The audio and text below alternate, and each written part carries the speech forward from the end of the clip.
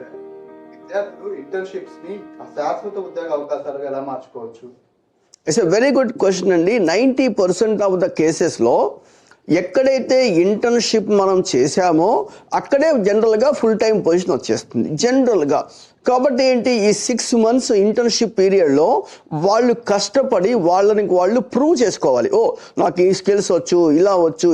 ఇక్కడ ఒకటి గుర్తుపెట్టుకోవాలండి, 90% of the people last there jobs not because of the subject, because of the bad attitude. So ఇక్కడ ఏమవుతుంది, వాళ్ళ attitude మార్చుకోవాలి. అవసరమైతే 1 గంట సేపు ఎక్స్ట్రా పని చేయాలి, అవసరమైతే వాళ్ళ రిజల్ట్స్ ప్రొడ్యూస్ చేయాలి. That's more important. ఇవన్నీ చేయకుండా మార్నింగ్ 9 o'clock ఆఫీస్కి వెళ్ళిపోయి మనం ఈవినింగ్ 5 o'clock ఎప్పుడవుతుందో వెళ్ళిపోదాం అనుకునేటువంటి వాళ్ళకి కష్టం.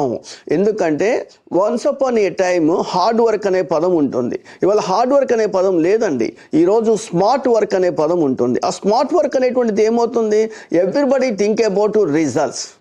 పర్టికులర్లీ కార్పొరేట్స్ బాగా ఆలోచిస్తాయి, రిజల్ట్స్ గురించి ఆలోచిస్తాయి. ఎందుకంటే వాళ్ళు ఇన్వెస్ట్ చేస్తున్నారు కాబట్టి they are expecting returns. Simple example here, when we are doing some business, ఒక 100 rupees పెట్టి బిజినెస్ చేసామనుకోండి, by end of the day ఏం చేస్తాం మనం, 120 rupees ఎక్స్పెక్ట్ చేస్తాం. దట్ 20 rupees ఈజ్ ప్రాఫిట్ అనండి, రిటర్న్ ఆఫ్ ఇన్వెస్ట్మెంట్. ఇక్కడ స్టూడెంట్స్ కూడా వాళ్ళు 4 సంవత్సరాలు వాల్యుబుల్ టైంని ఇన్వెస్ట్ చేశారు కాలేజీలో. రిటర్న్ ఆఫ్ ఇన్వెస్ట్మెంట్ ఏమిటి, సర్టిఫికేట్ మాత్రం కాదు, సర్టిఫికేట్తో పాటు చాలా నేర్చుకోవాలి.